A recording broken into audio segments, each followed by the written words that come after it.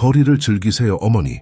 이것이 백만장자가 어머니의 생일날 집에서 쫓아내기 전에 한 말이었습니다. 하지만 며칠 후 그는 뭔가를 발견하고 소름이 돋았습니다. 태양이 작은 도시 성남의 지붕 위로 게으르게 떠올랐습니다. 황금빛 햇살이 집들의 외벽을 어루만지며 주민들을 새로운 하루로 깨웠습니다. 하지만 도시를 내려다보는 언덕 위에 자리 잡은 김가의 웅장한 저택에서는 동이 트는 빛이 특별한 약속을 가져왔습니다. 오늘은 김가의 여주인 박영숙의 75번째 생일이었습니다. 영숙은 입술에 미소를 띠며 눈을 떴습니다. 맑은 눈동자가 기대감으로 빛났습니다. 나이에도 불구하고 그녀는 세월의 흐름을 무색하게 하는 우아함과 활력으로 움직였습니다. 조심스럽게 빗은 은빛 머리카락이 주름진 얼굴을 감쌌지만 그 얼굴에서는 부인할 수 없는 따뜻함과 선함이 뿜어져 나왔습니다. 영숙은 정성스럽게 가장 좋아하는 옷을 골랐습니다. 파스텔 블루톤의 우아한 앙상블로 눈동자 색을 돋보이게 했습니다. 그녀는 평소에는 거의 하지 않는 화장을 살짝 했습니다. 오늘은 특별한 날이니까요. 거울을 보면서 그녀의 마음은 과거로 여행을 떠났습니다. 이 집에서 가족들의 사랑에 둘러싸여 축하했던 수많은 생일들이 떠올랐습니다. 오늘은 멋진 날이 될 거야. 그녀는 고인이 된 남편이 선물한 진주 목걸이를 매만지며 혼잣말을 했습니다. 준호가 분명 뭔가 특별한 걸 준비했을 거야. 준호 그녀의 외아들은 영숙의 자랑이었습니다. 45세의 나이에 그는 이 지역에서 가장 성공한 사업가 중 한 명이 되었습니다. 그의 회사인 김씨 기업은 건설 분야의 거인으로 전국에 걸쳐 프로젝트를 진행하고 있었습니다. 영숙은 아들을 생각할 때마다 자부심과 향수를 동시에 느꼈습니다. 아들의 업적에 대한 자부심, 그리고 저택의 복도를 뛰어다니며 웃음과 장난으로 집안을 가득 채웠던 어린 시절에 대한 향수 말이죠. 영숙은 가벼운 발걸음으로 메인 식당으로 내려갔습니다. 저택은 호화로움의 미로였습니다. 높은 천장, 크리스털 샹들리에 골동품 가구들이 가득했습니다.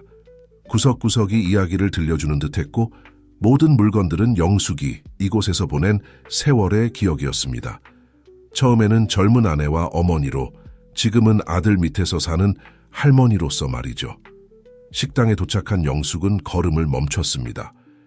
평소라면 하얀 린넨 식탁보와 최고급 식기들로 덮여 있어야 할 큰 오크 테이블이 텅 비어 있었습니다. 꽃도 카드도 오늘이 특별한 날이라는 어떤 징후도 없었습니다. 아마 깜짝 파티를 준비하고 있나 봐. 영숙은 희망을 놓지 않으려 애쓰며 생각했습니다. 그녀는 주방으로 향했습니다. 직원들이 생일 축하 파티를 준비하느라 바쁘게 움직이고 있기를 기대했습니다. 하지만 주방은 조용하고 텅 비어 있었고 냉장고의 윙윙거리는 소리만이 정적을 깨고 있었습니다. 영숙의 마음이 조금 가라앉았지만 그녀는 희망을 잃지 않으려 했습니다. 아마도 준호가 밖에서 점심을 먹으러 가자고 할지도 몰라. 그녀는 아들의 서재로 향하며 혼잣말을 했습니다. 서재 문이 살짝 열려 있었고 영숙은 들어가기 전에 안에서 들리는 목소리를 들었습니다. 준호와 그의 아내 민지의 목소리였습니다. 영숙은 문 앞에서 멈춰 섰습니다. 손이 문에 닿기 직전이었을 때 그녀의 이름이 언급되는 것을 들었습니다. 어머니가 생일 때문에 모든 걸 취소하길 기대한다는 게 믿기지 않아. 민지의 목소리는 차갑고 날카로웠습니다. 투자자들과의 점심 약속이 있잖아. 준호 새 프로젝트의 중요한 자리라고. 알아. 준호가 지친 듯 무심한 목소리로 대답했습니다. 하지만 어머니의 75번째 생일인데 어쩌면 우리가 뭘 어쩌겠다는 거야. 민지가 말을 잘랐습니다. 케이크와 초 몇 개 때문에 수백만 원을 날릴 거야? 당신 어머니는 이제 어린애가 아니잖아. 준호 세상이 자기를 중심으로 돌아가지 않는다는 걸 이해해야 해. 영숙은 배를 맞은 것처럼 느꼈습니다. 민지의 말은 차갑고 날카로운 비수 같았습니다. 하지만 가장 아픈 것은 준호의 침묵이었습니다. 아들이 자신을 변호하지 않는다는 점이었습니다.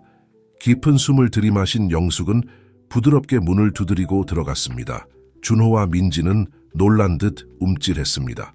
마치 장난을 치다 들킨 아이들 같았습니다. 안녕하세요?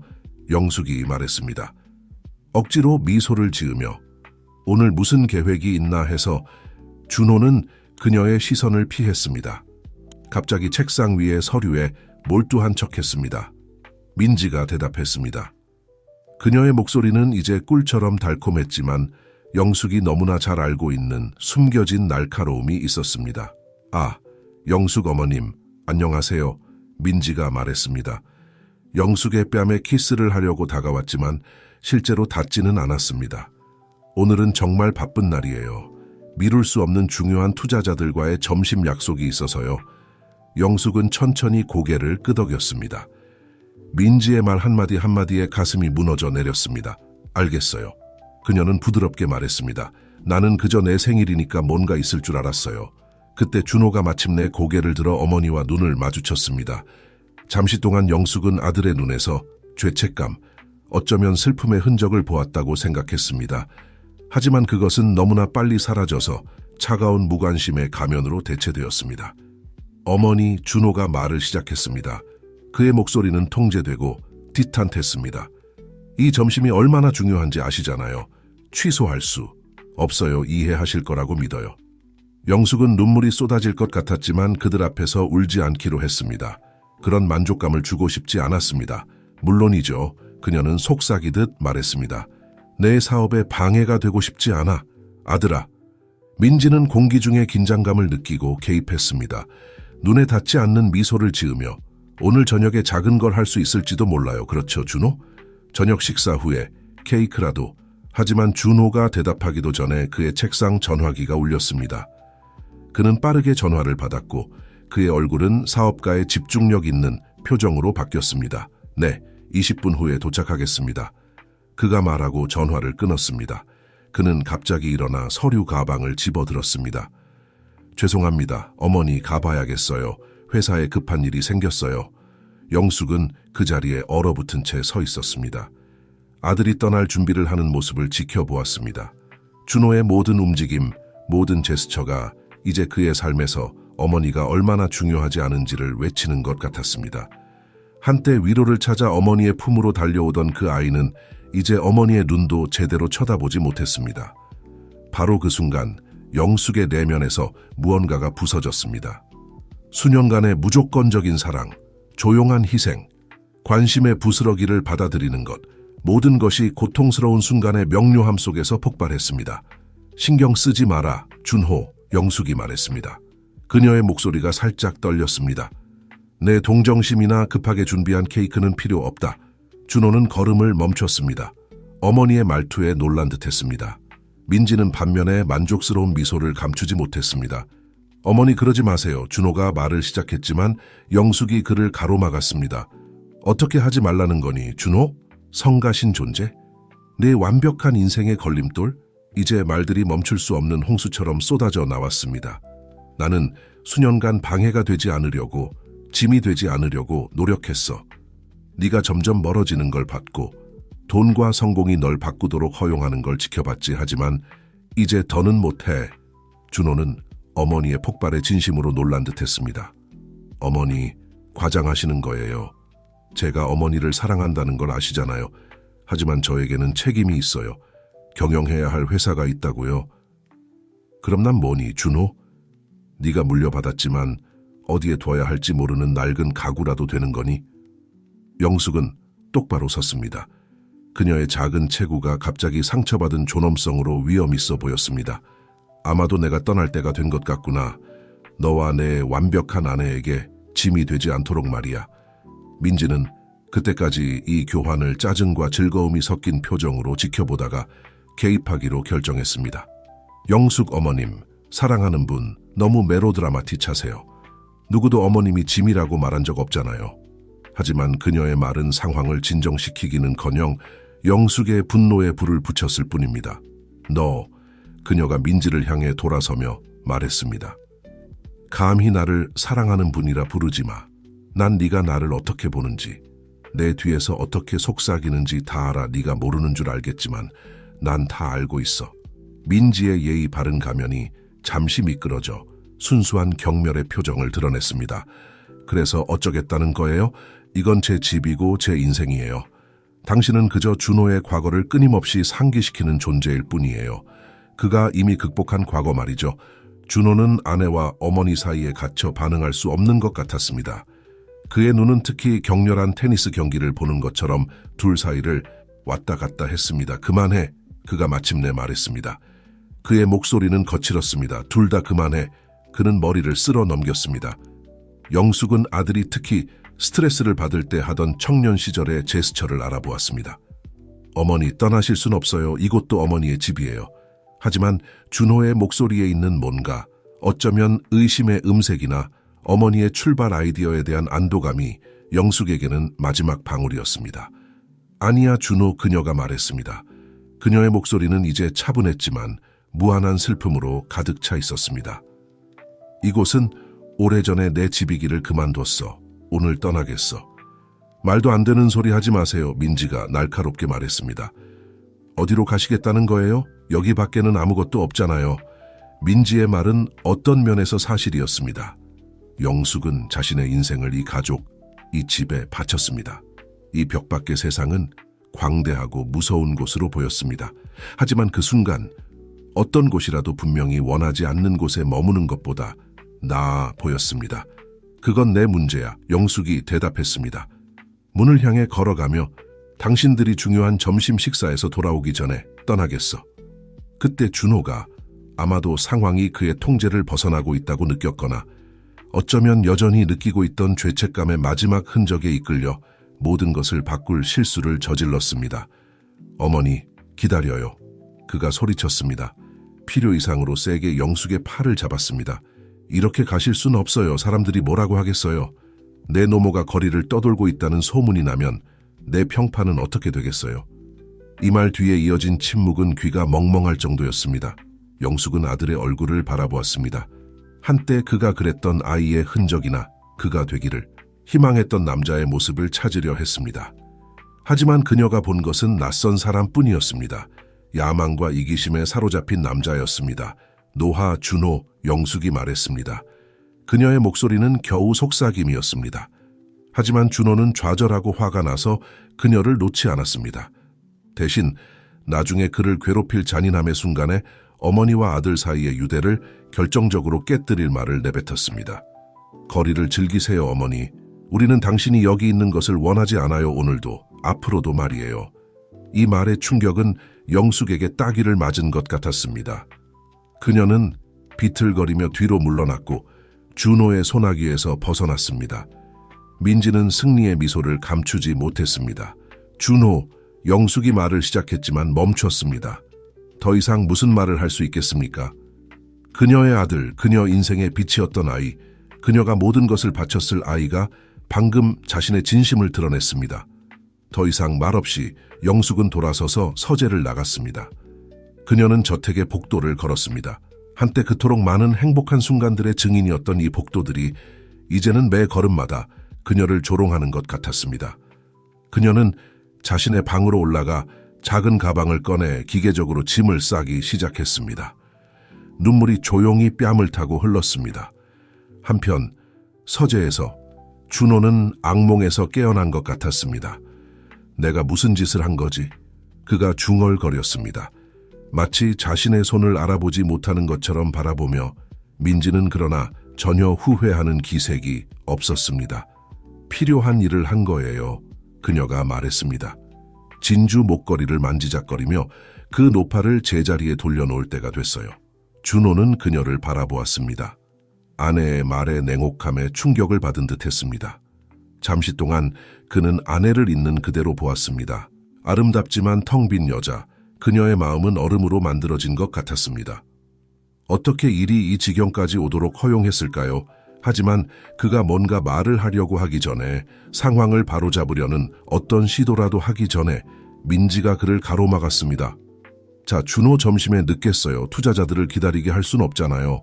그리고 그렇게 마치 황홀경에 빠진 것처럼 준호는 민지에 이끌려 저택을 나갔습니다.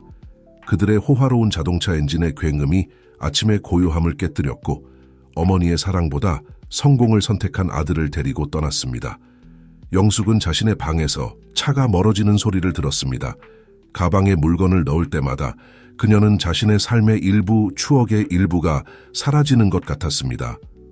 어린 준호의 사진들, 고인이 된 남편의 러브레터들, 수년간 모아온 작은 보물들. 이제 모든 것이 다른 삶, 다른 영숙의 것처럼 느껴졌습니다. 짐을 다 싸고 나서 그녀는 침대 가장자리에 앉았습니다.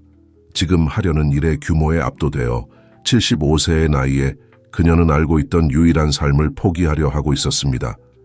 두려움이 그녀를 마비시킬 것 같았지만 더 강한 무언가가 그녀를 밀어냈습니다. 그녀의 존엄성이었습니다. 내가 원하지 않는 곳에 머물 순 없어. 그녀는 마지막 눈물을 닦으며 스스로에게 말했습니다.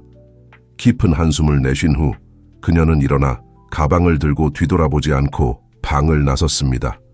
저택은 한때 생명과 사랑으로 가득 찼던 집이 이제 차갑고 텅 빈 영묘처럼 느껴졌습니다. 영숙은 천천히 정문을 향해 걸어갔고 각 발걸음은 장례식 같은 고요함 속에서 울렸습니다. 나가기 전에 그녀는 현관의 큰 거울 앞에 멈춰 섰습니다. 거울에 비친 여인은 기억하던 것보다 더 늙고 지쳐 보였지만 그녀의 눈에는 결의의 불꽃이 타오르고 있었습니다. 생일 축하해 영숙. 그녀는 슬픈 미소를 지으며 자신에게 말했습니다. 그리고 마지막 한숨을 내쉰 후 문을 열고 바깥 세상으로 나섰습니다. 늦은 아침의 태양이 따뜻하게 그녀를 맞이했습니다. 마치 위로의 포옹 같았습니다. 영숙은 저택의 정원에 서 있었습니다. 수년 전 그녀가 직접 심은 장미꽃들에 둘러싸여 있었습니다. 잠시 동안 그녀는 실수를 저지르고 있는 건 아닌지, 준호가 마음을 바꿀 때까지 기다려야 하는 건 아닌지 의문이 들었습니다. 하지만 아들의 잔인한 말의 기억이 어떤 의심도 잠재웠습니다.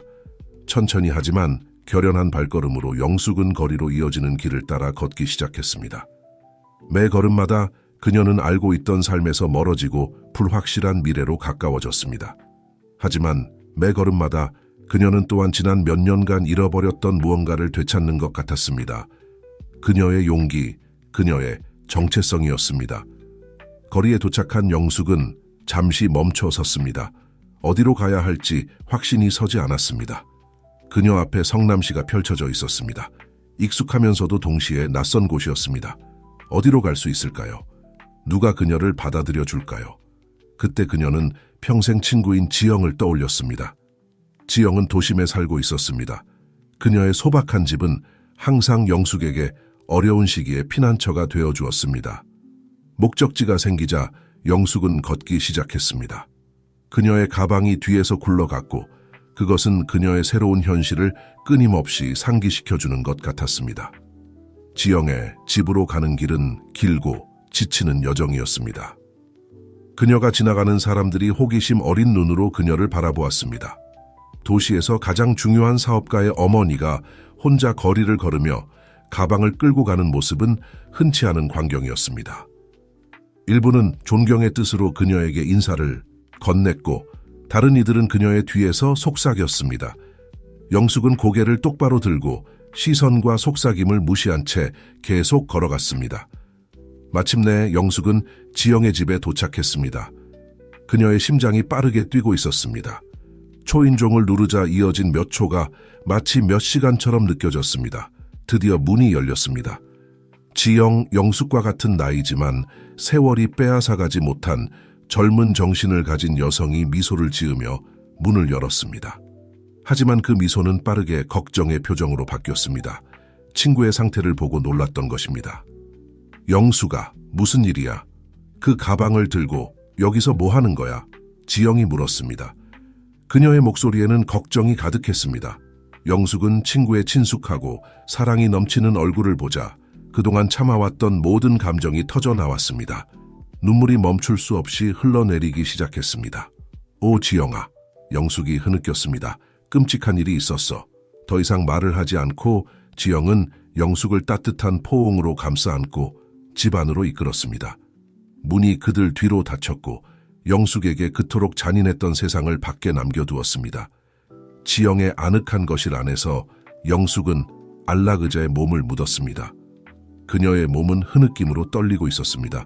지영은 그녀 옆에 앉아 영숙의 손을 잡고 친구가 충분히 진정되어 이야기할 수 있을 때까지 참을성 있게 기다렸습니다. 깊게 숨을 쉬어 사랑하는 친구야, 지영이 부드럽게 말했습니다. 여기선 안전해. 무슨 일이 있었는지 말해줘.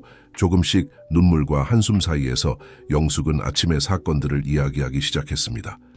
그녀는 생일에 받은 차가운 대접에 대해, 민지의 잔인한 말들에 대해, 그리고 마지막으로 준호의 고통스러운 배신에 대해 말했습니다. 지영은 조용히 들었습니다. 그녀의 얼굴에는 충격, 슬픔, 그리고 점점 커지는 분노가 뒤섞여 있었습니다. 영숙이 이야기를 마쳤을 때 지영은 다시 한번 그녀를 꽉 안아주었습니다. 오, 영숙아, 지영이 말했습니다. 그녀의 목소리는 감정으로 떨리고 있었습니다. 정말 미안해. 준호가 그렇게 했다니. 믿을 수가 없어. 네가 키운 그 아이가 아니야. 영숙은 약하게 고개를 끄덕였습니다. 더 이상 내 아들을 알아보지 못하겠어. 지영아.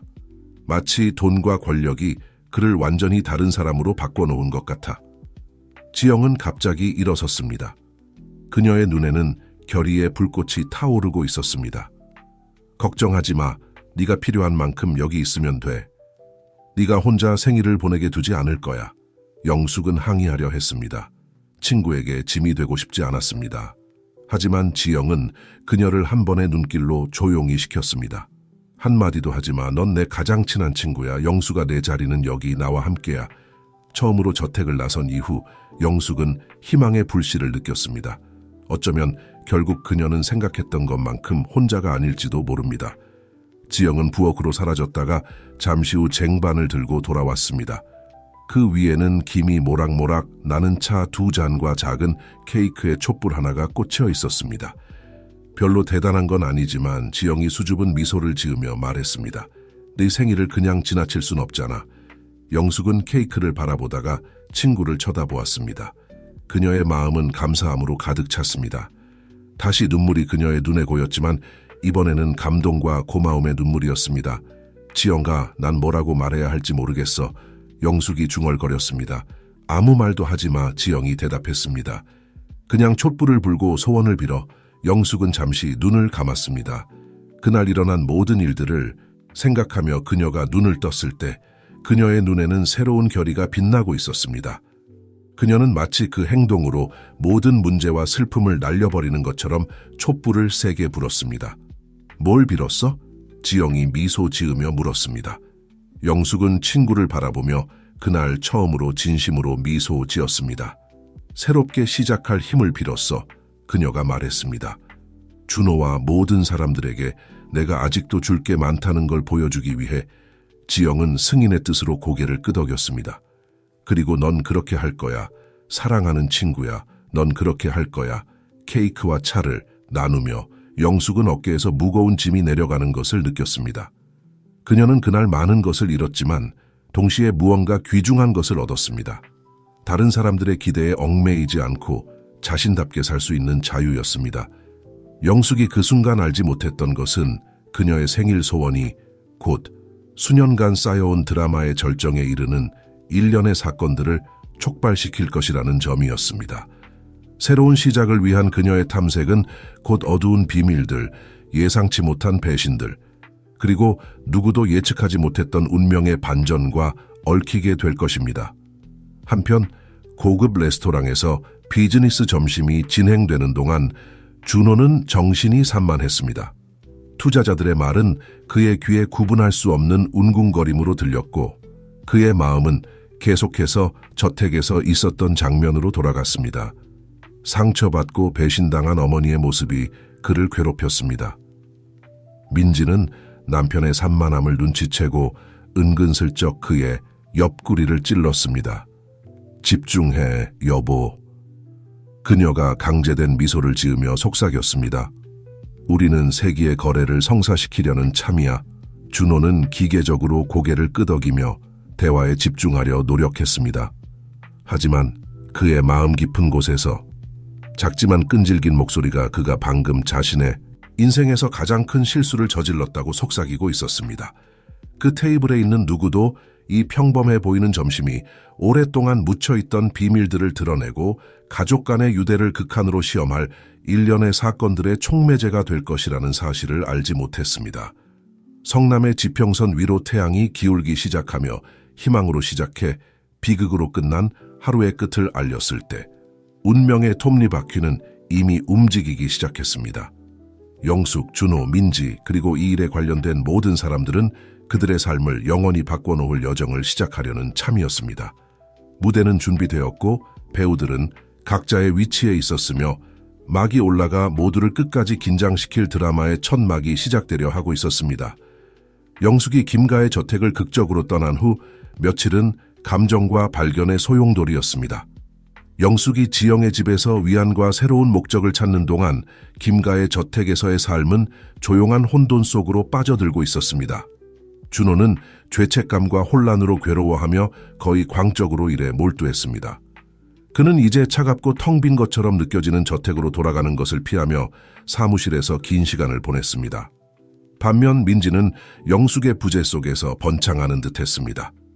그녀는 호화로운 파티를 열고 방 전체를 새로 꾸미고 마치 자신이 본 모든 것의 주인인 것처럼 도시를 활보했습니다. 하지만 이 겉보기에 정상적인 표면 아래에서 균열이 나타나기 시작했습니다.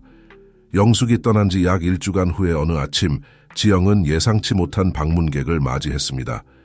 그녀의 오빠인 전구, 끈질기고 꼼꼼한 것으로 유명한 전직 사립탐정이 예고 없이 도착했습니다.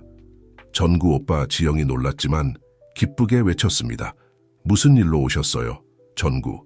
어떤 속임수도 꿰뚫어 볼 수 있는 듯한 날카로운 눈을 가진 중년 남성은 여동생에게 미소를 지었습니다. 내가 가장 좋아하는 동생을 방문하는 데 이유가 필요한가? 지영은 웃었지만 오빠의 눈에 있는 진지한 표정을 보고 웃음이 사그라들었습니다. 영숙 언니에 대해 들으셨죠? 그렇죠. 정우는 엄숙하게 고개를 끄덕였습니다. 이렇게 작은 도시에서는 소문이 빨리 퍼지지 그녀는 어떻게 지내? 지영이 대답하기 전에 영숙이 부엌문에 나타났습니다. 힘든 날들에도 불구하고 그녀의 눈에는 이전에 없던 새로운 결의의 빛이 있었습니다. 예상했던 것보다 잘 지내고 있어요, 정우 씨. 영숙이 피곤하지만 진실한 미소를 지으며 말했습니다. 지영이가 천사 같았어요. 정우는 잠시 영숙을 관찰했습니다. 그의 탐정의 눈이 모든 세부 사항을 포착하고 있었습니다. 그 말을 들으니 기쁘네요. 영숙 씨. 하지만 단순히 사교 방문을 위해 온 게 아닙니다. 지영과 영숙은 걱정스러운 눈빛을 교환했습니다. 무슨 일이에요, 오빠? 지영이 물었습니다. 전구는 부엌 테이블에 앉으며 두 여성에게도 자리에 앉으라고 손짓했습니다. 모두가 앉자 정우는 낮고 긴급한 목소리로 말했습니다.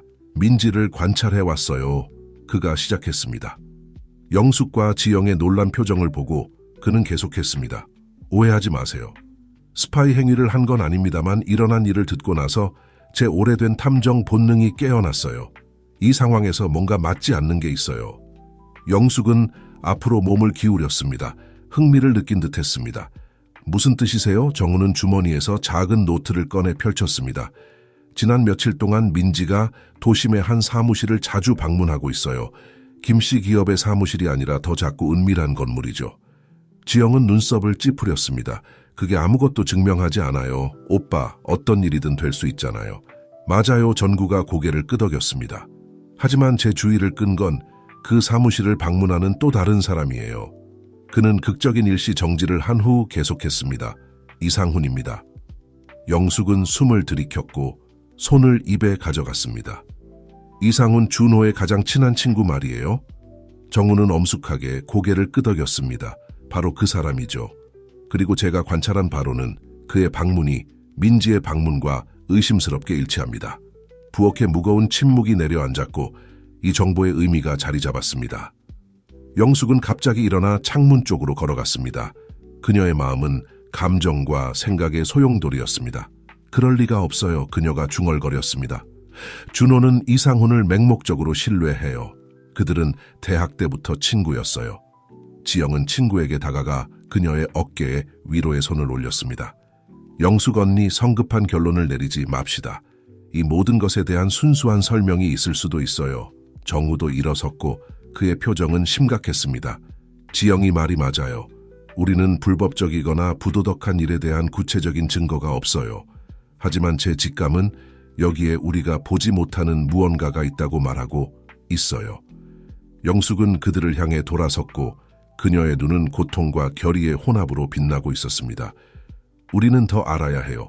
만약 민지가 뭔가를 꾸미고 있다면, 만약 그녀가 준호를 속이고 있다면 알아야 해요. 전구는 고개를 끄덕였고 그의 눈에는 흥분의 불꽃이 있었습니다.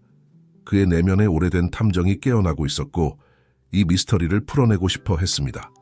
계속 조사할 수 있지만 도움이 필요할 거예요. 이것은 우리가 생각하는 것보다 더 큰 일일 수 있어요. 지영은 걱정스러운 눈길로 오빠를 바라보았습니다.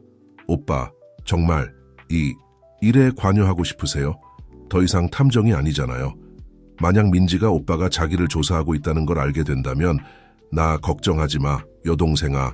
전구가 미소 지었습니다. 이런 상황을 다루는 법을 알아 게다가 난 영숙 씨에게 많은 빚이 있어 이 정도는 해야지.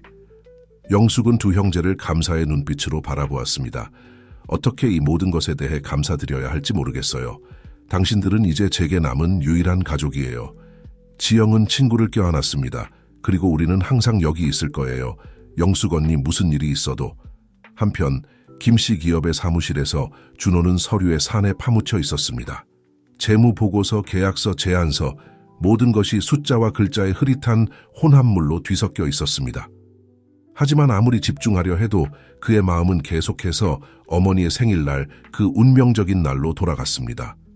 문을 두드리는 소리가 그의 생각을 중단시켰습니다. 들어오세요. 그가 말했습니다. 주의를 분산시켜줘서 감사하다는 듯이 이상훈이 사무실로 들어왔고 그의 얼굴에는 평소에 자신만만한 미소가 있었습니다. 준호야 친구, 아직도 일에 파묻혀 있나? 준호는 피곤한 눈을 문질렀습니다. 할 일이 많아 상훈아, 이 새 프로젝트는 회사에 중요해. 이상훈은 준호의 책상 앞에 앉아 날카로운 눈으로 친구를 관찰했습니다.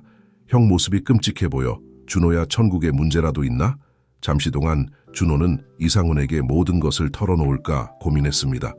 어머니와의 싸움에 대해, 그를 갉아먹는 죄책감에 대해, 민지와의 결혼에 대해 생기기 시작한 의심들에 대해, 하지만 무언가가 그를 멈추게 했습니다. 마음 깊은 곳의 목소리가 적어도 지금은 자신의 문제를 혼자 간직하라고 말하는 것 같았습니다. 내가 감당할 수 없는 건 없어. 준호가 억지 미소를 지으며 대답했습니다. 무슨 일로 왔어, 상훈아? 이상훈은 의자에 기대 앉았고 그의 편안한 자세는 준호의 명백한 긴장감과 대조를 이루었습니다. 그냥 모든 게 어떻게 돌아가는지 보러 왔어. 소문을 들었거든. 준호야 사람들이 얘기하더라고. 준호는 긴장했습니다. 어떤 소문? 아, 알잖아. 이 도시가 어떤지 대부분 가십이지. 이상훈이 손을 대수롭지 않다는 듯이 흔들었습니다. 네 어머니가 저택을 떠났다더라. 뭔가 싸움이 있었다고. 준호는 얼굴에서 핏기가 빠져나가는 것을 느꼈습니다. 어떻게 소식이 그렇게 빨리 퍼졌을까요? 그건 복잡해. 그가 중얼거렸습니다. 이상훈은 앞으로 몸을 기울이고 목소리를 낮추어 말했습니다. 들어봐 준호야. 우리는 오랫동안 친구였잖아. 날 믿을 수 있다는 걸 알지. 내가 도울 수 있는 일이 있다면. 잠시 동안 준호는 친구에게 마음을 열고 싶었습니다. 하지만 이상훈의 눈빛에서 뭔가, 그가 식별할 수 없는 무언가의 불꽃이 그를 주저하게 만들었습니다. 너의 걱정에 감사해 상훈아. 하지만 내가 말했듯이 난 감당할 수 있어. 이상훈은 고개를 끄덕이며 다시 등을 기댔습니다. 물론이지. 물론 그냥 기억해. 네가 필요하다면 내가 여기 있다는 걸. 그는 일어나 깔끔한 정장을 매만졌습니다. 아, 그런데 지난 분기 재무 보고서를 검토해봤어? 몇 가지 불일치가 있어서 네가 확인해봐야 할 것 같아. 준호는 눈썹을 찌푸렸습니다. 불일치? 어떤 종류? 이상훈이 미소 지었고 그 미소는 그의 눈까지 닿지 않았습니다. 심각한 건 아닐 거야. 확실해. 아마 회계 오류일 뿐일 거야. 내 이메일로 보낼게. 그렇게 말하고 이상훈은 사무실을 나갔고 준호는 설명할 수 없는 불안감에 사로잡혔습니다. 친구의 방문에서 뭔가가 그를 불편하게 만들었지만 정확히 무엇인지 짚어내기 어려웠습니다. 한숨을 쉬며 준호는 다시 서류로 눈을 돌렸지만 그의 마음은 눈앞의 숫자에서 멀리 떨어져 있었습니다. 그의 삶에서, 그의 회사에서, 그의 결혼 생활에서 실제로 무슨 일이 일어나고 있는 걸까요? 오랜만에 준호는 어렸을 때처럼 어머니와 이야기를 나누고 조언을 구하고 싶어졌습니다. 한편 도시의 다른 곳에서 민지는 조용한 건물로 들어갔습니다. 주변을 조심스럽게 살펴본 후 그녀는 옆문으로 슬그머니 들어갔습니다. 안에는 작고 창문 없는 사무실에서 한 남자가 그녀를 기다리고 있었습니다. 늦었군. 그 남자가 말했습니다. 그의 목소리는 차갑고 날카로웠습니다. 민지는 선글라스를 벗으며 짜증난 표정을 지었습니다. 누가 따라오지 않았는지 확인해야 했어요. 상황이 복잡해지고 있어요, 현우 씨. 그 남자, 현우는 책상에서 일어섰습니다. 그는 키가 크고 마른 체격이었으며 어두운 눈은 마치 빛을 흡수하는 것 같았습니다. 복잡해진다는 게 무슨 뜻이지? 민지는 의자에 몸을 던지듯 앉았고 그녀의 완벽한 상류사회 아내의 가면이 무너지고 있었습니다. 그 노파가 가버렸어요. 싸움이 있었고 이제 그녀는 도심에 있는 친구와 살고 있어요. 현우는 작은 소리로 욕설을 내뱉었습니다. 이건 우리 계획 전체를 망칠 수 있어. 준호가 뭔가 의심하고 있나? 민지는 고개를 저었습니다. 그는 너무 순진해요. 자기 집 아래에서 무슨 일이 일어나고 있는지보다 그의 소중한 회사에 더 관심이 있죠. 현우는 작은 사무실 안을 왔다 갔다 하기 시작했습니다. 우리는 일을 서둘러야 해. 원래 계획은 기다리는 것이었지만 준호의 어머니가 저택을 떠난 지금 우리에게는 기회의 창이 열렸어. 민지는 그를 바라보며 존경과 두려움이 섞인 표정을 지었습니다. 어떻게 하면 좋을까요? 현우는 멈춰 섰고 차가운 미소가 그의 얼굴에 퍼졌습니다. 2단계로 넘어갈 시간이야. 준비해. 민지와 김가의 삶이 아주 흥미로워질 거야. 민지와 현우가 그림자 속에서 음모를 꾸미는 동안 준호는 자신의 의심과 죄책감과 씨름하고 있었고 영숙과 지영, 정우는 자신들의 조사를 시작하고 있었습니다. 그들은 곧 성남시의 기반을 뒤흔들 음모를 밝혀내게 될 것이라는 사실을 모른 채 말입니다. 다음 며칠은 영숙, 지영, 전구에게 광란의 활동의 소용돌이였습니다. 각자 복잡한 조사에 춤에서 자신의 역할을 수행하며 민지나 이상훈에게 그들의 의심을 알리지 않도록 조심스럽게 움직였습니다. 정우는 탐정 시절을 되살려 정보원과 연락처의 네트워크를 짜기 시작했습니다. 지영은 지역 학교에 존경받는 교사로서의 위치를 이용해 도시를 돌아다니는 가십과 소문에 귀를 기울였습니다.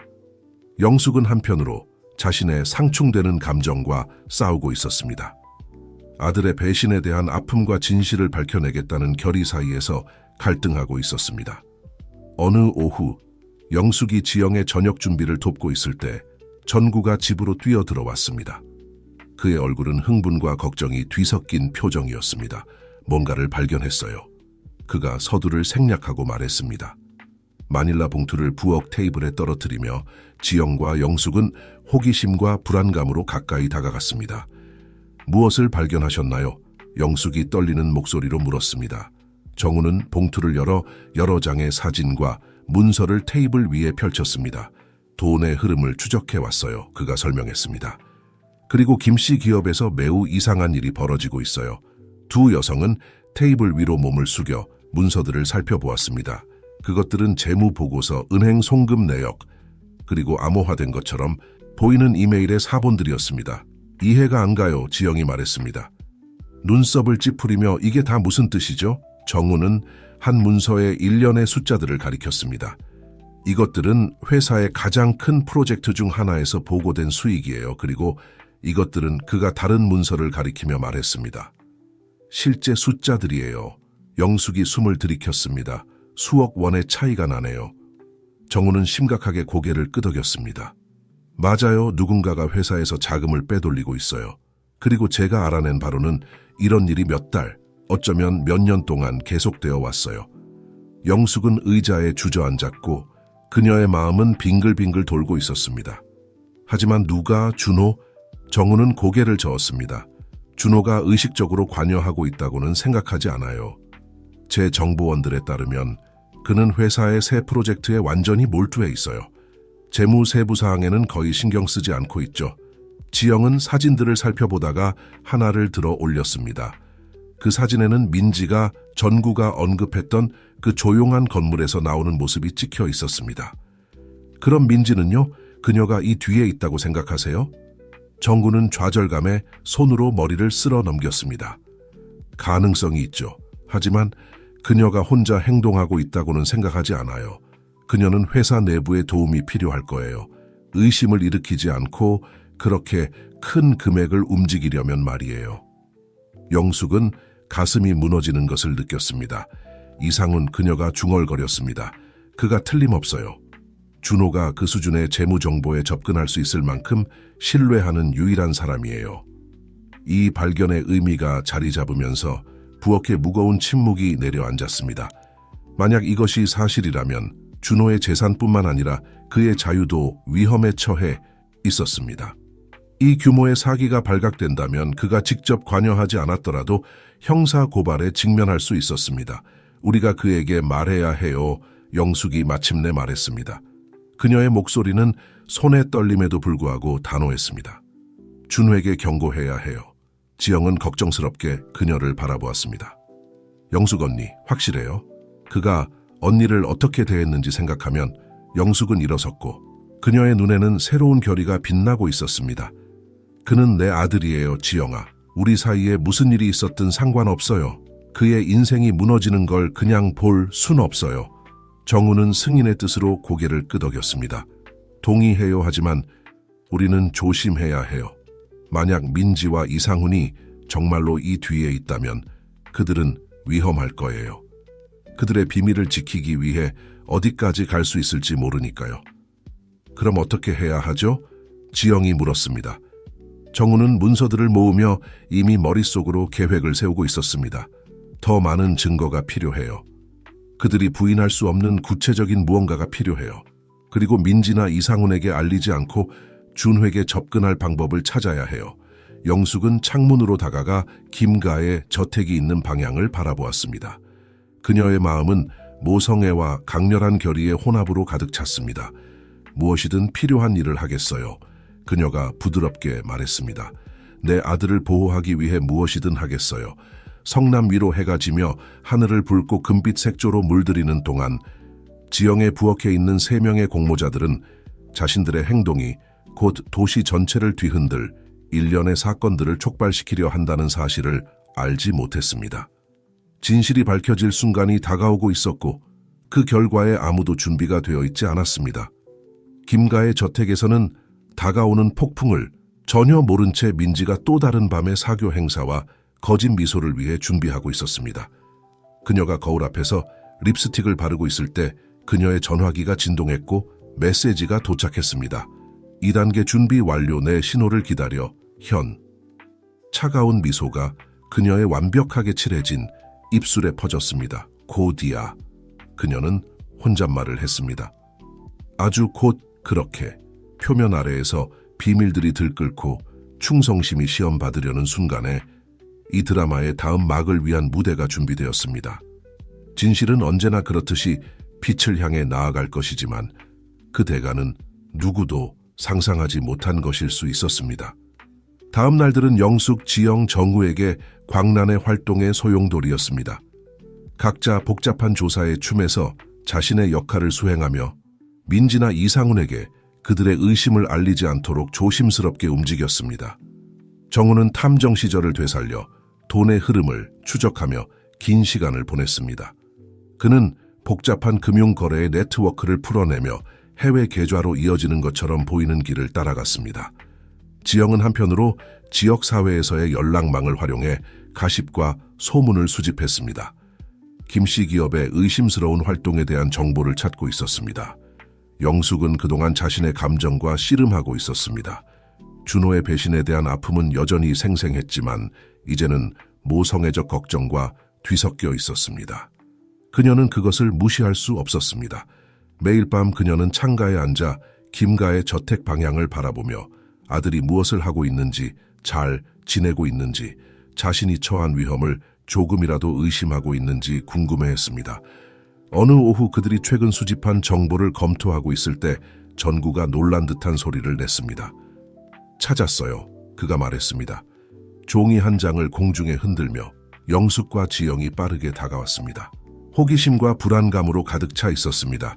무엇을 발견하셨나요? 영숙이 긴장된 목소리로 물었습니다. 정우는 종이를 테이블 위에 펼쳤습니다. 그것은 두 여성에게는 이해할 수 없어 보이는 숫자와 코드로 가득 찬 재무 보고서였습니다. 이것 좀 보세요. 그가 말했습니다. 일련의 거래를 가리키며 이 송금들은 공급업체에 대한 지불로 보고되고 있지만 실제로는 케이먼 제도의 계좌로 전환되고 있어요. 지영이 눈썹을 찌푸렸습니다. 그게 정확히 무슨 뜻이죠? 이것은 전구가 심각한 목소리로 설명했습니다. 누군가가 준호의 회사에서 수백만 원을 훔치고 있다는 뜻이에요.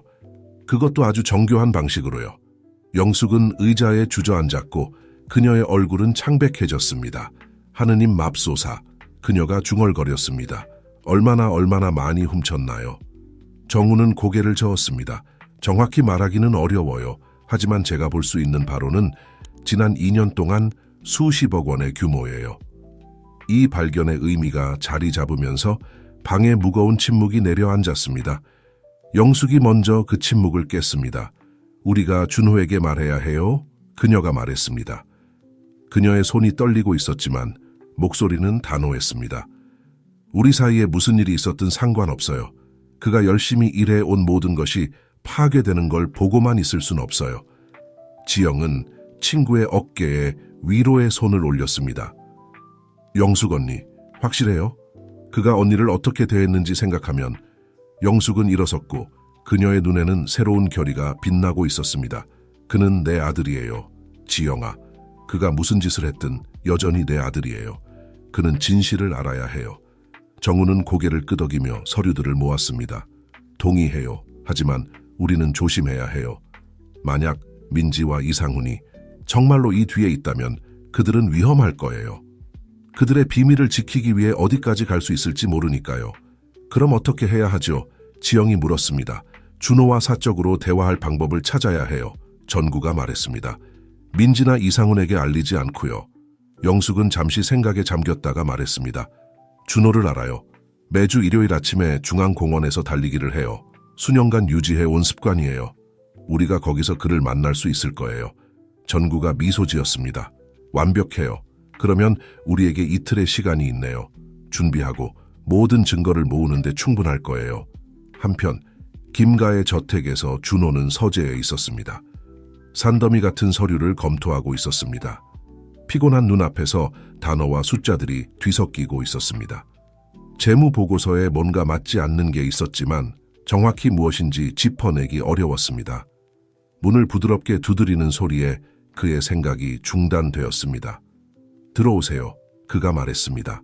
눈을 문지르며 민지가 들어왔습니다. 늘 그렇듯이 우아한 칵테일 드레스를 입고 완벽한 모습이었습니다. 여보 아직도 일하고 있어요? 거의 자정이에요. 준호는 시계를 보고 놀랐습니다. 시간이 얼마나 흘렀는지 깨닫지 못했던 것입니다. 미안해, 사랑해. 이 보고서들이 뭔가 맞지 않아 민지가 다가와 준호의 어깨에 손을 올리고 부드럽게 마사지를 하기 시작했습니다. 너무 많이 일하고 있어요. 여보 쉬어야 해요. 준호는 의자에 기대앉아 잠시 눈을 감았습니다. 내 말이 맞아. 그저 어머니가 떠난 이후로 모든 것이 통제 불능인 것 같아.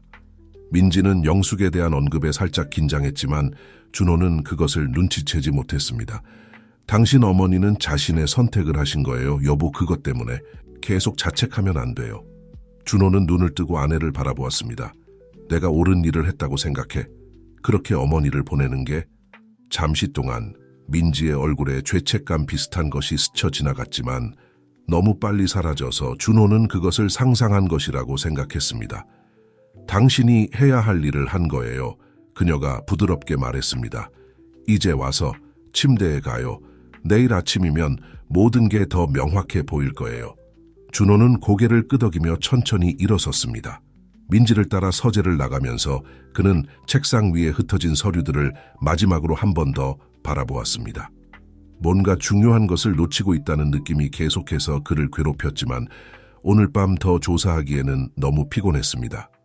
준호가 알지 못했던 것은 그가 잠든 후 민지가 조용히 침대에서 빠져나왔다는 것입니다. 조심스러운 발걸음으로 그녀는 서재로 돌아가 준호가 검토하고 있던 서류들을 뒤지기 시작했습니다.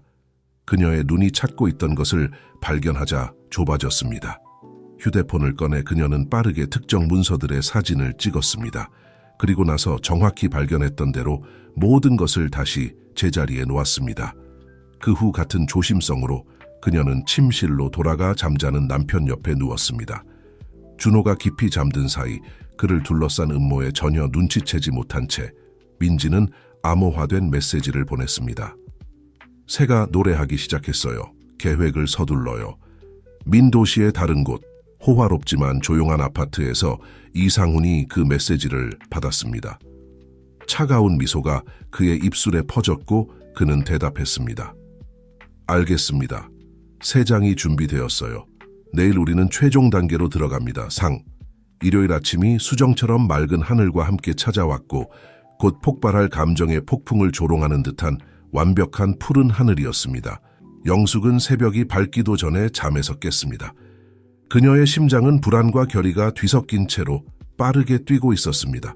정말 이렇게 하시겠어요? 지영이 영숙이 준비하는 것을 도우며 물었습니다. 영숙은 고개를 끄덕였고 그녀의 얼굴에는 흔들리지 않는 결심이 반영되어 있었습니다. 해야만 해요, 준호를 위해서. 정우는 잠시 후 도착했습니다. 문서와 증거로 가득 찬 서류 가방을 들고 있었습니다. 준비되셨나요? 그가 물었고 그의 목소리는 곧 있을 대면에 대한 긴장감으로 팽팽했습니다. 세 사람은 조용히 중앙공원으로 향했습니다. 각자 자신의 생각과 두려움에 잠겨 있었습니다. 도착하자 그들은 준호가 보통 달리기를 하는 길 근처에 전략적으로 자리를 잡았습니다. 오래 기다릴 필요가 없었습니다. 태양이 지평선 위로 모습을 드러내기 시작할 무렵 준호의 운동하는 모습이 멀리서 보였습니다. 그의 걸음은 길을 따라 달리며 확고하고 일정했습니다. 영숙은 아들을 보자 심장이 빨라지는 것을 느꼈습니다. 그동안 있었던 모든 일에도 불구하고 그녀가 아들에 대해 느끼는 모성애는 조금도 줄어들지 않았습니다. 저기 와요. 그녀가 속삭였습니다. 전구가 고개를 끄덕였습니다. 계획을 기억하세요. 우리는 직접적이면서도 조심스러워야 합니다. 누가 듣고 있을지 모르니까요. 준호가 가까워지자 영숙은 숨겨진 곳에서 나와 그의 길 바로 앞에 섰습니다. 준호는 갑자기 멈춰 섰고 어머니를 보자 그의 눈이 놀라움과 감정의 혼합으로 커졌습니다. 어머니? 그가 말했습니다. 그의 목소리에는 혼란과 그리움처럼 들리는 것이 섞여 있었습니다. 여기서 뭐 하세요? 영숙은 한 걸음 앞으로 나섰고 그녀의 심장은 세게 뛰고 있었습니다. 준호야, 내 아들아, 우리 얘기 좀 해야겠다. 중요한 일이야. 준호는 주변을 둘러보며 처음으로 지영과 정우를 알아챘습니다. 그의 표정이 경직되었습니다. 이게 무슨 종류의 개입이라면? 그런 게 아닙니다. 전구가 가방을 들고 앞으로 나서며 말을 끊었습니다. 김준호 씨, 당신이 봐야 할 정보가 있습니다. 당신의 회사에 관한 것입니다. 그리고 당신의 아내에 관한 것도요. 준호는 눈썹을 찌푸렸고 그의 자세가 방어적으로 바뀌었습니다. 무슨 말씀을 하시는 거예요? 민지가 내 회사와 무슨 상관이 있다는 거죠? 영숙은 아들의 손을 잡았고 그녀의 눈은 간청하는 듯 했습니다. 준호야, 제발 우리 사이가 좋지 않았다는 걸 알아. 하지만 우리 말을 들어야 해. 너는 위험에 처해 있어. 어머니의 목소리에 있는 뭔가, 그가 수년간 듣지 못했던 긴급함이 준호를 멈추게 했습니다. 그는 어머니의 눈을 들여다보며 그 안에서 진실을 찾으려 했습니다. 좋아요. 그가 마침내 말했습니다. 그의 목소리는 피곤해 보였습니다. 말씀하세요. 하지만 이게 정말 중요한 일이어야 할 거예요. 정우는 서류 가방을 열어 문서가 가득 든 폴더를 꺼냈습니다. 김준호 씨, 우리는 당신의 회사에서 대규모 사기 증거를 발견했습니다. 수십억 원이 해외 계좌로 빠져나가고 있습니다. 준호는 떨리는 손으로 문서를 받아들었고 그의 눈은 빠르게 숫자와 그래프를 훑어보았습니다. 그가 보고 있는 것의 규모를 이해하면서 그의 얼굴이 창백해졌습니다. 이건 불가능해요. 그가 중얼거렸습니다. 내가 이런 걸 알아차렸어야 했는데 그들이 아주 잘 숨겨왔습니다. 전구가 설명했습니다. 하지만 더 있습니다. 우리는 당신의 아내 민지 씨가 이 일에 연루되어 있다고 믿습니다. 당신의 친구 이상훈 씨와 함께 말입니다. 준호는 갑자기 고개를 들었고 그의 눈은 불신과 고통으로 가득 차 있었습니다. 아니에요. 그럴 리가 없어요. 민지는 절대. 그리고 상훈은 내 가장 친한 친구예요. 영숙은 한 걸음 앞으로 나섰고 아들의 눈에서 고통을 보며 그녀의 마음이 아팠습니다. 준호야, 믿기 힘들다는 걸 알아. 하지만 눈을 떠야 해. 그들은 너를 조종해왔어. 내 신뢰를 이용해 널 속인 거야. 준호는 마치 어머니의 말이 물리적인 타격인 것처럼 뒤로 비틀거렸습니다. 그는 머리를 쓸어 넘겼고 그의 마음은 이 모든 정보를 처리하려고 애쓰고 있었습니다. 난 생각할 시간이 필요해요. 그가 마침내 말했습니다. 이건 너무 많아요. 영숙은 고개를 끄덕이며 이해했습니다. 물론이야 아들아, 하지만 제발 조심해. 그들이 자신들의 비밀을 지키기 위해 어디까지 갈 수 있을지 우리는 모르니까. 준호는 어머니를 바라보았고 잠시 동안 영숙은 한때 그가 그랬던 아이, 위로를 찾아 그녀의 품으로 달려오던 아이를 보았습니다. 하지만 곧 사업가의 가면이 다시 그의 얼굴에 내려앉았습니다. 정보 감사합니다. 그가 말했습니다. 그의 목소리는 형식적이고 디탄트했습니다. 직접 조사해 보겠습니다. 그렇게 말하고 준호는 돌아서서 왔던 길로 달려가기 시작했습니다. 영숙과 지영, 정우는 그의 뒷모습을 바라보며 서 있었습니다. 그가 우리 말을 믿었을까요? 지영이 걱정스럽게 물었습니다. 영숙은 한숨을 쉬었고 그녀의 마음은 무거웠습니다. 모르겠어요. 하지만 적어도 이제 그는 경고를 받았어요. 너무 늦지 않기를 바랄 뿐이에요. 그들 중 누구도 근처 관목 사이에 숨어 있던 한 남자가 그들의 대화 전체를 지켜보고 녹음하고 있었다는 사실을 알지 못했습니다. 준호가 시야에서 사라지자마자 그 남자는 전화기를 꺼내 번호를 눌렀습니다. 부인, 그가 조용히 말했습니다. 문제가 생겼습니다. 노파가 모든 걸 알고 있어요. 그리고 방금 준호 씨에게 모든 걸 말했습니다. 전화선 반대편 김가의 저택에서 민지는 전화기를 너무 세게 쥐어 그녀의 손가락 관절이 하얗게 변했습니다. 알겠어요, 그녀가 말했습니다. 그녀의 목소리는 얼음처럼 차가웠습니다. 비상 계획을 시작해요. 이걸 한 번에 끝낼 시간이에요. 전화를 끊으며 민지는 창밖으로 펼쳐진 도시를 바라보았습니다. 그녀의 얼굴은 보통 아름다움과 차분함의 가면이었지만 지금은 분노와 결의의 혼합으로 일그러져 있었습니다. 그래, 놀자고 영숙 씨. 그녀가 혼잣말을 했습니다. 좋아, 놀아줄게. 그렇게 태양이 성남의 하늘로 올라가며 운명의 톱니바퀴가 더 빠르게 돌기 시작했습니다. 진실이 밝혀졌지만 그 폭로의 결과는 관련된 모든 사람들의 삶의 근간을 뒤흔들 준비를 하고 있었습니다. 이 배신과 구원의 이야기에 절정을 향한 카운트다운이 시작되었습니다. 그리고 아무도 모든 카드를 쥐고 있다고 생각하는 사람들조차도 다음에 일어날 일에 대비가 되어 있지 않았습니다. 태양이 성남 위로 떠올랐고 그 황금빛 광선은 곧 펼쳐질 드라마에 비해 너무나 밝고 즐거워 보이는 빛으로 도시를 감쌌습니다. 김가의 저택에서 준호는 밤새 잠을 이루지 못했습니다. 전날의 폭로는 그를 아버지의 죽음 이후 경험하지 못한 혼란과 고통의 상태로 빠뜨렸습니다. 서재에 앉아 서류에 둘러싸인 채 준호는 자신이 알고 있는 것과 들은 것을 조화시키려 고군분투했습니다. 어떻게? 민지, 그가 수년간 인생을 함께 나눈 여자가 이런 일에 연루될 수 있을까요? 그리고 상훈?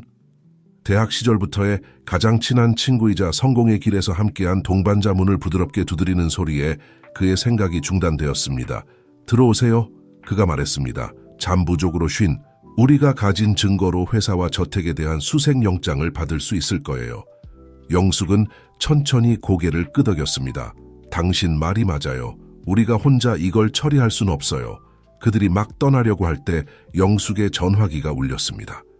모르는 번호였습니다. 심장이 빠르게 뛰는 것을 느끼며 그녀는 전화를 받았습니다. 여보세요? 어머니? 준호의 목소리가 긴장되고 거의 두려워 보였습니다. 어머니를 뵈어야겠어요, 지금요. 영숙은 지영과 전구를 바라보았고 그녀의 얼굴은 창백해졌습니다. 준호야, 무슨 일이니? 전화로 설명할 수 없어요. 준호가 빠르게 말했습니다. 항구 근처 예창고에서 만나요. 혼자 오세요. 영숙이 대답하기도 전에 준호는 전화를 끊었습니다. 무슨 일이에요? 지영이 물었습니다. 영숙의 표정에 걱정하며 준호였어요. 영숙이 말했습니다. 그녀의 목소리가 약간 떨리고 있었습니다. 날 만나고 싶대요. 지금요. 전구가 눈썹을 찌푸렸습니다. 이게 마음에 들지 않아요? 함정일 수 있어요. 영숙은 고개를 저었습니다. 내 아들이에요. 가야만 해요. 그럼 우리도 같이 가요. 지영이 단호하게 말했습니다. 안 돼요. 영숙이 말했습니다. 준호가 혼자 오라고 했어요. 당신들은 경찰에 가세요. 증거를 가져가요. 난 준호를 만나러 갈게요. 정우는 항의하고 싶어 보였지만 영숙의 결심에 찬 표정에 그는 멈췄습니다. 조심하세요. 그가 마침내 말했습니다. 뭔가 이상하다고 느끼면 즉시 거기서 나오세요. 영숙은 고개를 끄덕이며 가방을 집어들었습니다. 그럴게요. 그리고 무슨 일이 있어도 경찰에 가는 걸 잊지 마세요. 영숙이 부두를 향해 가는 동안 하늘이 어두워지기 시작했습니다. 폭풍 구름이 수평선에 모여들고 있었고 마치 자연 자체가 곧 펼쳐질 우리가 가진 증거로 회사와 저택에 대한 수색 영장을 받을 수 있을 거예요. 영숙은 천천히 고개를 끄덕였습니다. 당신 말이 맞아요. 우리가 혼자 이걸 처리할 순 없어요. 그들이 막 떠나려고 할 때 영숙의 전화기가 울렸습니다. 모르는 번호였습니다. 심장이 빠르게 뛰는 것을 느끼며 그녀는 전화를 받았습니다. 여보세요? 어머니, 준호의 목소리가 긴장되고 거의 두려워 보였습니다. 어머니를 뵈어야겠어요, 지금요. 영숙은 지영과 전구를 바라보았고 그녀의 얼굴은 창백해졌습니다. 준호야, 무슨 일이니? 전화로 설명할 수 없어요. 준호가 빠르게 말했습니다. 항구 근처 옛 창고에서 만나요. 혼자 오세요. 영숙이 대답하기도 전에 준호는 전화를 끊었습니다. 무슨 일이에요? 지영이 물었습니다. 영숙의 표정에 걱정하며 준호였어요. 영숙이 말했습니다. 그녀의 목소리가 약간 떨리고 있었습니다. 날 만나고 싶대요. 지금요. 전구가 눈썹을 찌푸렸습니다. 이게 마음에 들지 않아요. 함정일 수 있어요. 영숙은 고개를 저었습니다. 내 아들이에요. 가야만 해요. 그럼 우리도 같이 가요. 지영이 단호하게 말했습니다. 안 돼요. 영숙이 말했습니다. 준호가 혼자 오라고 했어요. 당신들은 경찰에 가세요. 증거를 가져가요. 난 준호를 만나러 갈게요. 정우는 항의하고 싶어 보였지만 영숙의 결심에 찬 표정에 그는 멈췄습니다. 조심하세요. 그가 마침내 말했습니다. 뭔가 이상하다고 느끼면 즉시 거기서 나오세요. 영숙은 고개를 끄덕이며 가방을 집어들었습니다. 그럴게요. 그리고 무슨 일이 있어도 경찰에 가는 걸 잊지 마세요. 영숙이 부두를 향해 가는 동안 하늘이 어두워지기 시작했습니다. 폭풍 구름이 수평선에 모여들고 있었고 마치 자연 자체가 곧 펼쳐질 드라마를 예감하는 것 같았습니다. 오래된 창고가 그녀 앞에 우뚝 섰습니다. 현대적인 항구 건물들 사이에서 어울리지 않는 허름한 건물이었습니다. 영숙은 문 앞에서 멈췄고 그녀의 심장이 세게 뛰고 있었습니다. 잠시 동안 그녀는 망설였습니다. 정우의 말이 맞다면? 이것이 함정이라면? 하지만 어머니의 사랑이 어떤 의심도 압도했습니다. 깊은 숨을 들이마신 영숙은 문을 열고 들어갔습니다. 창고 안은 어둡고 먼지투성이었습니다. 더러운 창문을 통해 들어오는 빗줄기가 바닥에 이상한 그림자를 만들고 있었습니다. 준호야? 영숙이 불렀습니다. 그녀의 목소리가 빈 공간에 메아리쳤습니다. 갑자기 그녀 뒤에서 소리가 들렸습니다. 돌아서기도 전에 그녀는 머리에 강한 타격을 느꼈고 모든 것이 어두워졌습니다. 영숙이 의식을 되찾았을 때 그녀는 의자에 묶여있는 자신을 발견했습니다. 그녀의 머리가 아팠고 시야가 흐렸습니다. 천천히 그녀 앞에 형체들이 모양을 갖추기 시작했습니다. 이런 영숙이 공포와 함께 알아챈 목소리가 말했습니다. 노파가 마침내 깨어나는군요. 민지가 그녀 앞에 서 있었습니다. 그녀의 아름다운 얼굴은 잔인한 미소로 일그러져 있었습니다. 그녀 옆에는 상훈이 서 있었고 그의 표정은 긴장과 결의의 혼합이었습니다. 준호는 어디 있어요? 영숙이 물었습니다. 그녀의 목소리는 약했지만 도전적이었습니다. 민지가 웃었습니다. 차갑고 기쁨 없는 소리였습니다. 오, 영숙씨 항상 그렇게 순진하시네요. 준호는 여기 없어요. 한 번도 없었고요. 현실이 영숙을 주먹으로 치는 것 같았습니다. 그녀는 완전히 함정에 빠졌다는 것을 깨달았습니다. 내게 무엇을 원하는 거죠? 영숙이 물었습니다. 묶인 끈에 대항해 몸부림치며 상훈이 한 걸음 앞으로 나섰습니다. 우리는 당신이 사라지길 원해요. 영숙씨 영원히요. 민지가 고개를 끄덕였고 그녀의 미소는 더욱 차가워졌습니다. 보세요. 우리는 계획을 완성하기 직전이었어요. 수년간의 세심한 작업, 조금씩 돈을 옮기고 최후의 일격을 준비하고 있었죠. 그런데 당신이 참견하기로 결심한 거예요. 당신들은 이걸로 빠져나갈 수 없을 거예요. 영숙이 말했습니다. 그녀의 목소리는 이제 더 단호해졌습니다. 준호가 알아낼 거예요. 준호, 민지가 웃음을 터뜨렸습니다. 준호는 회사의 위기를 처리하느라 너무 바빠요. 우리가 만들어낸 위기 말이에요. 그가 진짜로 무슨 일이 일어나고 있는지 깨달을 때쯤이면 우리는 그의 모든 돈을 가지고 아주 멀리 가 있을 거예요. 영숙은 가슴이 무너지는 것을 느꼈습니다. 어떻게 그렇게 바보 같을 수 있었을까요? 그녀는 그들의 함정에 곧장 빠져들었고 이제 그녀뿐만 아니라 준호도 위험에 처해 있었습니다. 그럼 나를 어떻게 할 생각이죠? 영숙이 물었습니다. 시간을 벌려고 노력하며 그녀는 지영과 전구가 경찰에 갈 것이라는 것을 알았습니다. 그녀는 도움이 도착할 때까지 버티기만 하면 됐습니다. 상훈이 주머니에서 작은 병을 꺼냈습니다. 이것, 그가 병을 흔들며 말했습니다. 은 감지할 수 없는 독입니다. 완전히 자연스러워 보이는 심장마비를 일으킬 거예요.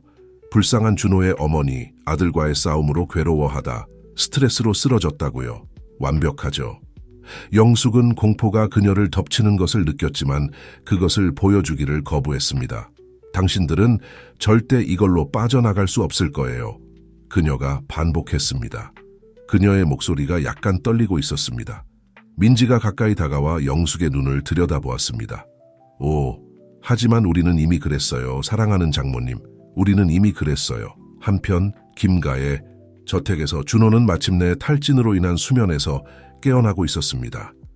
그는 며칠 동안 잔 것 같은 기분이 들었습니다.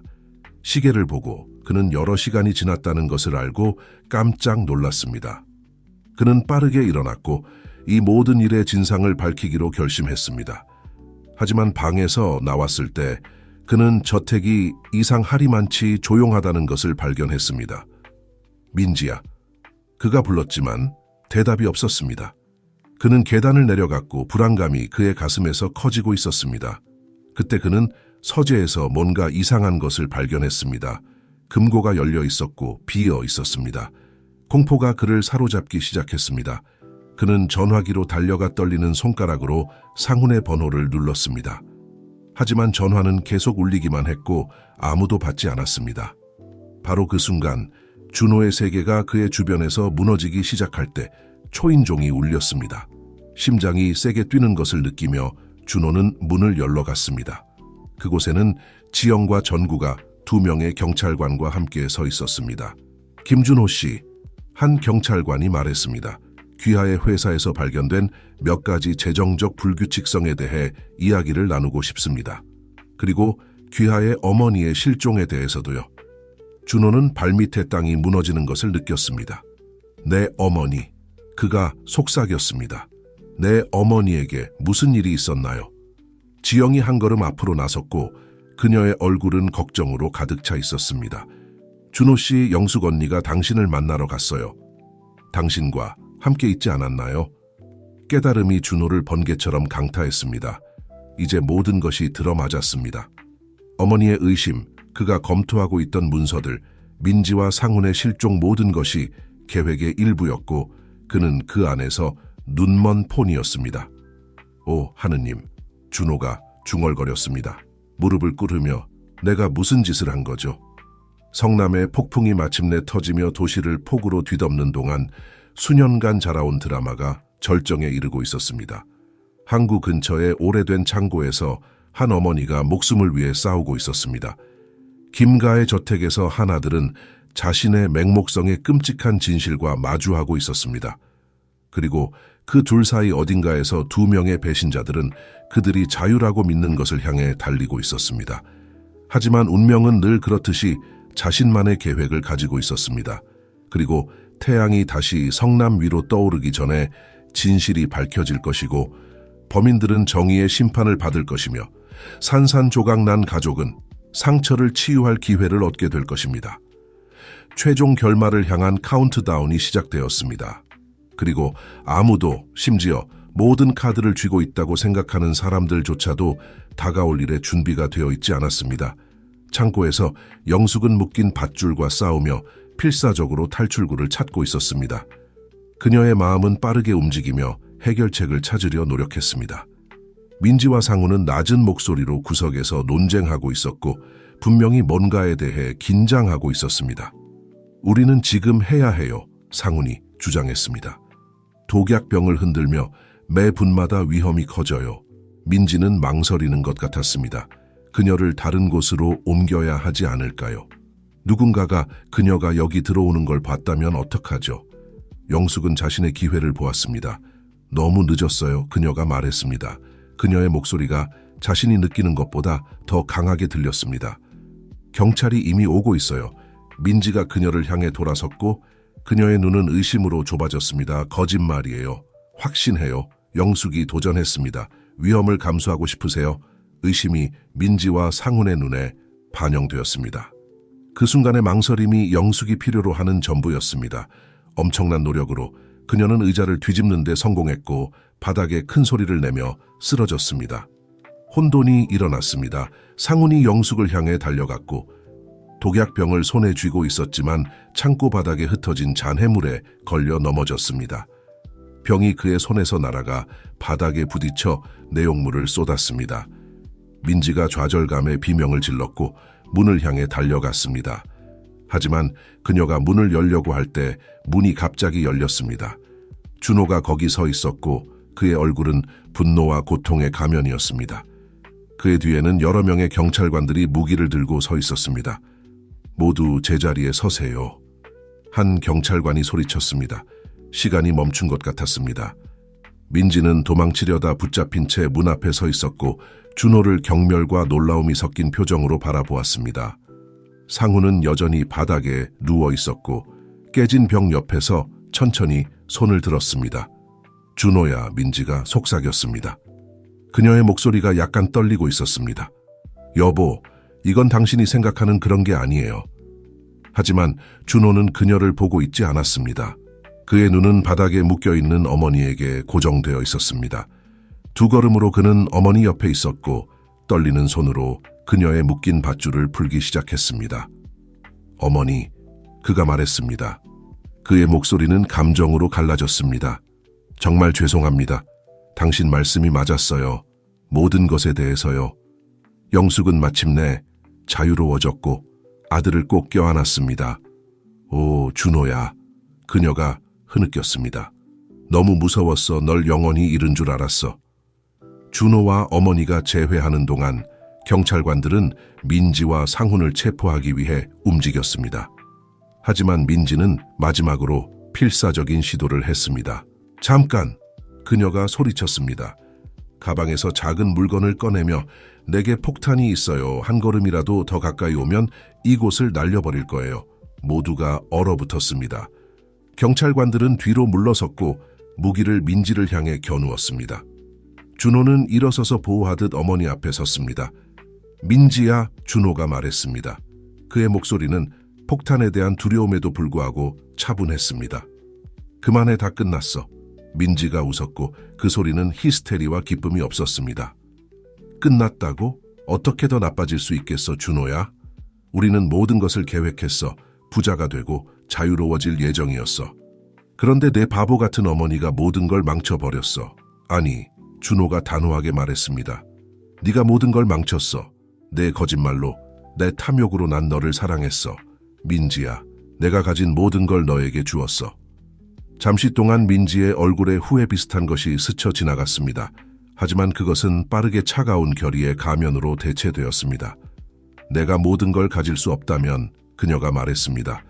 그녀의 손가락이 폭발물의 기폭장치로 향하며 아무도 가질 수 없을 거야. 그 후에 일어난 일은 마치 슬로우 모션으로 진행되는 것 같았습니다. 민지가 버튼을 눌렀지만 모두가 두려워하던 폭발 대신 아무 일도 일어나지 않았습니다. 소위 기폭장치는 가짜였습니다. 혼란의 순간을 이용해 한 경찰관이 앞으로 뛰어나가 민지를 땅에 쓰러뜨렸습니다. 순식간에 그녀와 상훈 모두 수갑이 채워지고 창고 밖으로 끌려나갔습니다. 준호는 무릎을 꿇고 안도와 탈진으로 쓰러졌습니다. 영숙은 그의 옆에 무릎을 꿇고 아들을 꽉 안았습니다. 끝났어. 영숙이 중얼거렸습니다. 아들의 머리를 어머니가 어린아이를 달랠 때처럼 쓰다듬으며 모든 게 끝났어. 준호는 고개를 들어 어머니를 바라보았고 그의 눈에는 눈물이 가득했습니다. 어머니 너무너무 죄송합니다. 모든 일에 대해서요. 어떻게 어머니를 대했는지, 어머니 말씀을 믿지 않은 것에 대해. 영숙은 손가락을 아들의 입술에 대고 부드럽게 그를 조용히 시켰습니다. 쉿, 이제 다 지나갔어. 우리는 함께 있어. 그게 중요한 거야. 경찰관들이 현장을 정리하고 진술을 받는 동안 지영과 전구가 마침내 창고에 들어올 수 있었습니다. 영숙과 준호가 바닥에 껴안고 있는 것을 보고 그들은 그들에게 달려갔습니다. 영숙 언니, 지영이 외쳤습니다. 안도의 눈물이 그녀의 뺨을 타고 흘렀습니다. 하느님 감사합니다. 무사하시군요. 정우는 이미 경찰관들과 이야기를 나누며 모든 증거가 제대로 수집되고 있는지 확인하고 있었습니다. 조금씩 혼란이 가라앉기 시작했습니다. 구급대원들이 도착해 영숙을 살펴보고 심각한 부상이 없는지 확인했습니다. 준호는 여전히 충격 상태에 있었고 어머니를 시야에서 벗어나게 하지 않으려는 듯이 계속 그녀 곁에 있었습니다.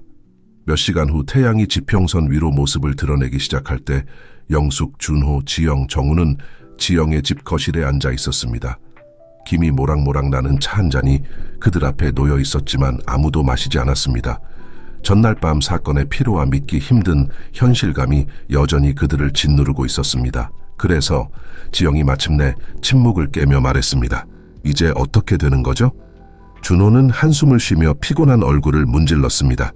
민지와 상우는 사기, 살인 미수, 그리고 누가 알겠어요. 무슨 혐의로 기소될 거예요.